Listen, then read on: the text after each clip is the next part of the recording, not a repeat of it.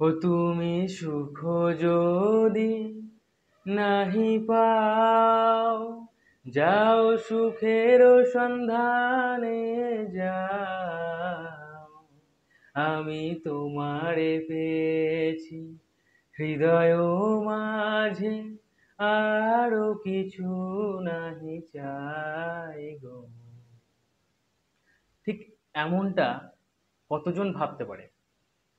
যে মানুষটাকে তুমি ভালোবেসেছিলে, যে মানুষটা তোমার সাথে এতদিন ছিল, সেই মানুষটা যদি আজকে অন্য কোথাও সুখ পায়, তাহলে কি কবিগুরু রবীন্দ্রনাথ ঠাকুর গানে যে কথাটা লিখেছে, যে তুমি যদি সুখ এখানে না পাও তাহলে তুমি যেখানে সুখ পাচ্ছ সেখানে চলে যাও, এটা আমরা কতজন বলতে পারি? পারি না। ম্যাক্সিমাম জন 99% মানুষ আমরা পারি না এটা বলতে। কারণ যে মানুষটা আমাকে ভালোবেসেছিল সেই মানুষটাকে আমিও ভালোবেসেছিলাম, তাই তো? আমরা আমাদের সম্পূর্ণটা দিয়ে সেই মানুষটাকে ভালোবেসে চেয়েছিলাম। সেই মানুষটার উপরে আমরা সবকিছু উজাড় করে দিয়েছিলাম। সেই মানুষটার সাথে আমরা সারা জীবন একসাথে থাকার স্বপ্ন দেখেছিলাম। সেই মানুষটা আমাদেরকে স্বপ্ন দেখিয়েছিল। সেই মানুষটা আমাদের পাশে ছিল এতদিন। সেই মানুষটা আমাদেরকে ভালোবেসেছিল। সেই মানুষটা আমাদেরকে যথেষ্ট যত্ন, কেয়ার, সম্মান সবকিছুই করেছিল। কিন্তু আজকে সেই মানুষটা থাকতে চাইছে না। আজকে সেই মানুষটা আর ভালোবাসে না। সেই মানুষটা আজকে তোমাকে ছেড়ে দিয়ে অন্য কোথাও যেতে চাইছে। সে অন্য কোথাও সুখ পাচ্ছে। কবিগুরুর গানের মতো জীবনটা যদি অতটাই সহজ হতো তাহলে হয়তো অনেকটাই ভালো হতো। কিন্তু যেহেতু উনি কবিগুরু, যেহেতু উনি বিশ্বকবি রবীন্দ্রনাথ ঠাকুর, তো উনি যেটা লিখেছেন সেটাই আমাদেরকে মেনে চলতে হবে। সেটা যদি আমরা মেনে চলতে পারি তবেই কিন্তু আমাদের জীবনটা সহজ হবে, সুন্দর হবে। একবার ভেবে দেখো, যে মানুষটা তোমাকে ভালোবেসেছিল সেই মানুষটাকে তুমিও ভালোবেসেছিলে, কিন্তু আজকে সেই মানুষটা তোমার সাথে থাকতে চাইছে না। সেই মানুষটাকে তুমি আগলে রাখার অনেক চেষ্টা করেছো, কিন্তু সেই মানুষটা এখন কোনো মতেই তোমার কাছে থাকতে চায় না। সেই মানুষটা অন্য কোথাও সুখ পাচ্ছে। ভালোবাসার আর এক নাম ভালো রাখা।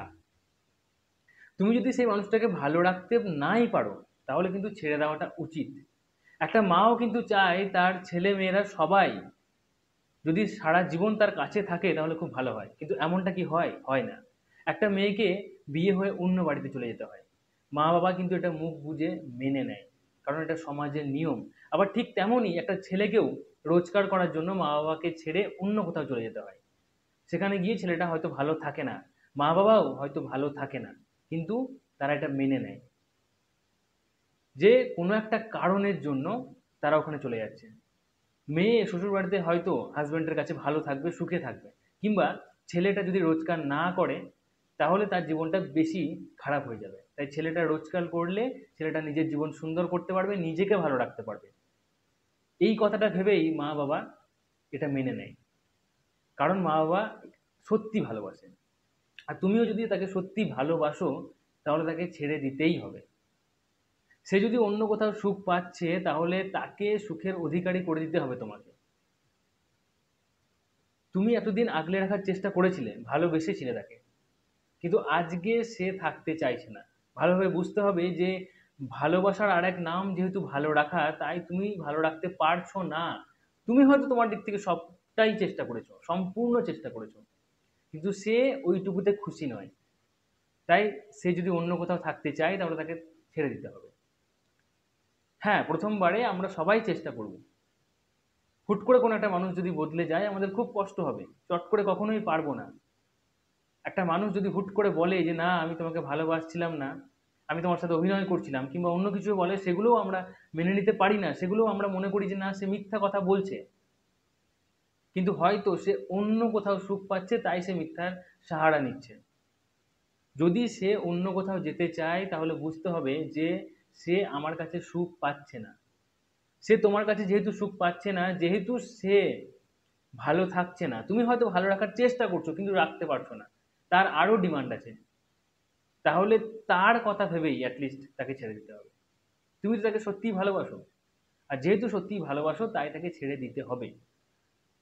হ্যাঁ, সিনেমার মতো বা কিংবা কল্পনার জগতের মতো বা আমরা কবিগুরুর গানের মতো হয়তো সম্পূর্ণভাবে নিজের জীবনটাকে ওইভাবে রাখতে পারবো না, যে হ্যাঁ আমি তাকে ছেড়ে দিলাম এবং তার স্মৃতি নিয়ে সারা জীবন কাটাতে হয়তো আমরা পারবো না। আমরা মানুষ, সবাই এমনটা পারে না। সাধারণ মানুষের ক্ষেত্রে এমনটা কখনোই সম্ভব হয়ে ওঠে না। 1% মানুষ সবসময় ব্যতিক্রম থাকে, তারা হয়তো থেকে যেতে পারে, কিন্তু তুমি হয়তো পারবে না। তাই যে মানুষটাকে তুমি ভালোবেসেছিলে, সেই মানুষটা আগে তোমাকে ভালোবেসেছিল, এখন কোনো না কোনো কারণে সে তোমাকে ভালোবাসতে চাইছে না, তাকে তার রাস্তায় যেতে দাও, তাকে ছেড়ে দাও। এবং তোমার জীবনেও কেউ নতুন আসবে, আজকে নয় কালকে নতুন কেউ আসবে, তাকে অ্যাকসেপ্ট করো, তাকে ভালোবাসো, সেও তোমাকে ভালোবাসার জন্য আসবে। এই জিনিসটা বুঝতে হবে। আমরা সম্পূর্ণভাবে ভালোবেসেছিলাম, আজকে সে থাকতে চাইছে না, আমরা চেষ্টাও করলাম আটকে রাখার, কিন্তু যেহেতু সে থাকতে পারছে না, তাই তাকে জোর করে বেঁধে রাখা সম্ভব নয়। জোর করে বেঁধে রাখলে কখনোই সম্পর্ক ঠিক থাকবে না। আজকে আবার হয়তো ঠিক হবে, কিন্তু কালকে আবার সেটা ভেঙে যাবে। এইভাবে কোনো মানুষের সাথে কখনোই সংসার করা যায় না, এটা বুঝতে হবে।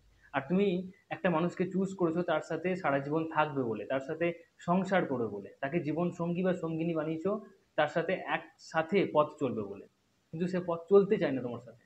আজকে তুমি তাকে জোর করে টেনে তোমার পথে হাঁটালেও কালকে সে নিজের পথ ধরে আবার চলে যাবে, বারবার তুমি ফিরিয়ে আনতে পারবে না। তাই একটা কথা মাথায় রাখতে হবে, চেষ্টা করার পরও যদি সে না থাকতে চায়, তাহলে তাকে ছেড়ে দাও, সে তার মতো করে সুখে থাকুক। এবং তুমি নিজেকে এটা বোঝাও, নিজে প্রাউড ফিল করো যে আমি ভালোবেসেছিলাম তাকে সত্যি করেই, আমি চেষ্টাও করেছিলাম তাকে আঁকলে রাখার, সম্পূর্ণ উজাড় করে দিয়েছিলাম, কিন্তু তারপরেও সে থাকতে চায়নি, তাকে আমি ছেড়ে দিয়েছি তার সুখের জন্য। ভালোবাসা এটাই বলে, ভালোবাসার নাম ভালো রাখা, সে যেখানে ভালো থাকছে তাকে থাকতে দাও। তাই কবিগুরুর কথাটা একটু মেনে চলো। উনি কবিগুরু, উনি আমাদের জীবন নিয়েই কবিতাগুলো লিখেছিলেন, উনি আমাদের জীবন নিয়েই গল্প, উপন্যাস, পদ্য, কবিতা, গান সব কিছুই লিখেছিলেন। আমাদের জীবনটা যাতে সহজ হয়, সরল হয়, তার জন্যই উনি এগুলো লিখেছিলেন। তাই একটু মেনে চলো কথা। ভিডিওটা যদি ভালো লাগে তাহলে অবশ্যই লাইক করো, শেয়ার করতে ভুলো না তোমার সেই বন্ধু বান্ধবের সাথে যারা এই ধরনের সিচুয়েশনে পড়ে আছে। প্লিজ ভিডিওটা শেয়ার করে দাও তোমার হোয়াটসঅ্যাপ স্ট্যাটাসের মাধ্যমে। আজকের মধ্যে এটুকুই, tata, take care, thank you, ভালো থেকো, ভালো রেখো।